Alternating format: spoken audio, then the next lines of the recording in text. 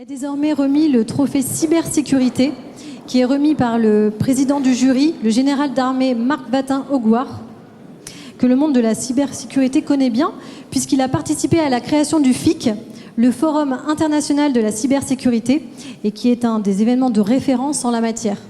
Alors, est récompensé le capitaine Thibaut Ekman, qui est capitaine au sein de l'IRCGN, l'Institut de recherche criminelle de la Gendarmerie nationale, pour sa thèse qu'il a soutenue au sein de l'École normale supérieure. Je les invite à me rejoindre, on peut les applaudir.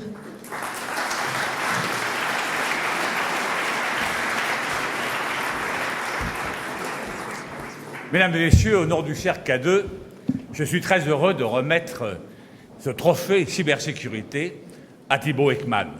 Thibaut Ekman est docteur en mathématiques. Thibaut Ekman a fait son travail de thésard à Normal Sup et à Cambridge. Et quand on sait que pour la soutenance, le jury était composé de professeurs de Cambridge, de Londres, de Louvain, de Lausanne, c'était pas simplement une soutenance de thèse, c'était un événement. C'était un événement pour une thèse qui a un grand mérite, c'est que non seulement c'est une réflexion, mais elle est là aussi pour l'action, le verbe, l'action. De quoi s'agit-il? Alors évidemment, si je vous parle de rétroconception des systèmes sécurisés par attaque physique, vous allez me dire de quoi s'agit-il? Tout simplement de la méthode utilisée pour reconstituer des téléphones portables détruits, détériorés, à la suite, par exemple, d'un attentat terroriste ou d'un crash d'avion. Or, les enquêteurs ont besoin, dans le cadre des recherches forensiques, de retrouver des preuves numériques. Eh bien, il l'avait rêvé, il l'a fait, et aujourd'hui, cette thèse est utile pour tous les enquêteurs qui sont confrontés à ce genre de situation.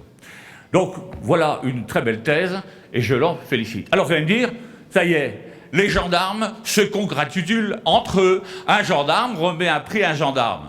Ben, vous avez tort. Vous avez tort pour 3 raisons. La première, parce que, comme je vous l'ai dit, cette thèse est tout à fait remarquable et elle est, comment dirais-je, d'une utilité immédiate.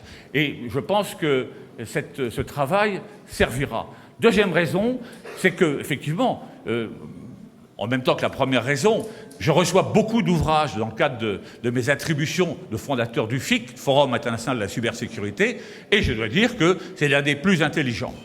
Et puis, la troisième raison, c'est que je trouve sympa que le cercle K2 répare parfois des injustices. Je vais vous dire pourquoi. Vous avez beaucoup de prix de thèse, et les membres des jurys sont généralement des professeurs éminents que je salue, qui sont des professeurs qui relèvent des sciences humaines et sociales.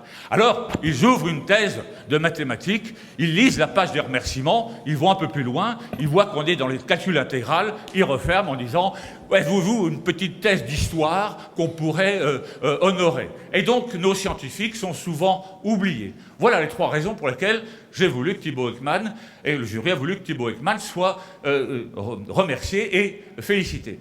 Alors, la dernière raison, elle est complètement conjoncturelle. Je me suis dit que si je serrais la main, si j'approchais un candidat, une candidate qui n'était pas gendarme, je risquais de lui transmettre le coronavirus, alors qu'avec Thibaut Ekman, nous irons tous les deux dans un hôpital militaire confiné, et là, pendant 1 semaine, 15 jours, nous continuerons à parler ensemble, et si nous mourrons, on le fera dans le sourire, et surtout, on sera instruits.